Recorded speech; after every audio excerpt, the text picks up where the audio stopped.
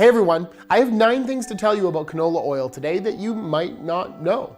Number 1, canola is a crop with bright yellow flowers that you'll see all over Western Canada. It's derived from rapeseed, a closely related ancestor of canola, and you've probably heard of or used canola oil before. Well, this plant with yellow flowers is where it comes from. This is common knowledge in Canada, where I'm from, but maybe not so common if you don't grow up surrounded by this stuff like I have. 2. The oil we get from canola plants is crushed out from its seeds, but to get the seeds, we have to wait for the flowers to die. So once the flowers have been pollinated, the petals drop and the pods form. Inside the pods are these teeny tiny, like itty bitty little seeds, roughly like 20 to 30 seeds per pod. Each tiny seed contains 42-43% of canola oil, which means it's a damn efficient crop for making cooking oils from. 3.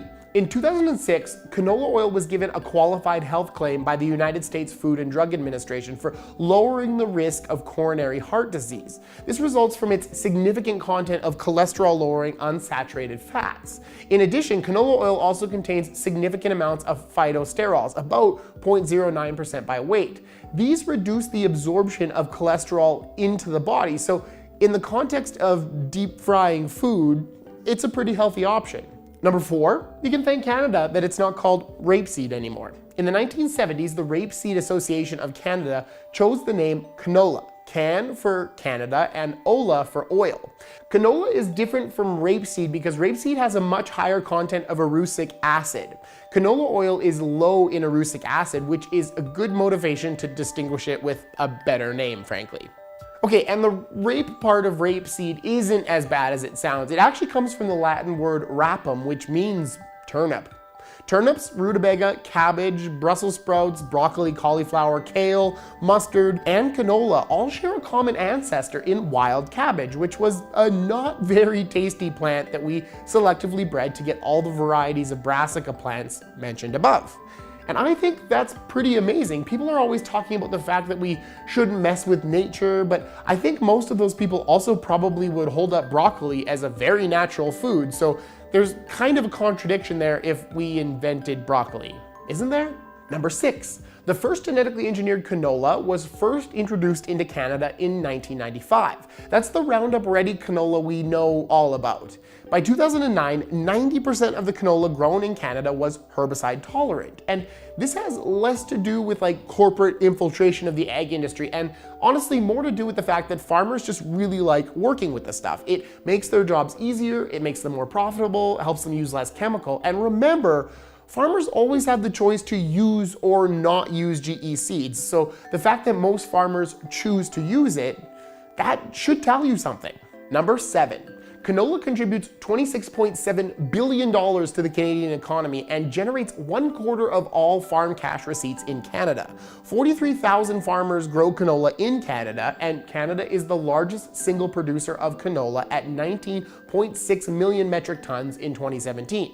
We grew canola on like 22.8 million acres, which is roughly 92,000 square kilometers. Whoa. Canada exports 90% of its canola to 50 markets around the world. Number 8, besides being a well-known modern crop, brassica oilseed varieties are some of the oldest plant varieties cultivated by humanity, with documentation of its use in India going back 4,000 years and documentation of its use in China and Japan going back 2,000 years ago.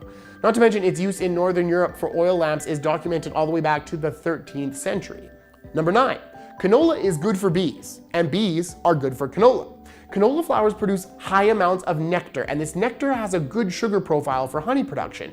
Also, canola produces a lot of pollen, and the large amounts of pollen offer a good nutritional balance of amino acids, proteins, and fats. Plentiful canola blooms allow bees to feed efficiently without covering large distances.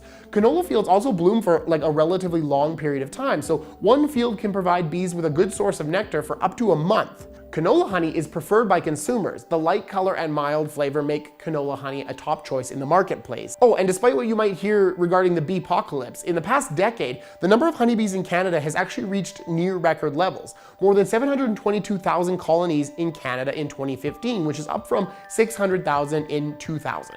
More than 70% of these colonies are in Western Canada, where canola has become one of the most important crops. And you can ground truth how important it is by just stepping out your back door in Western Canada and checking out the number of yellow fields surrounding you in the summer.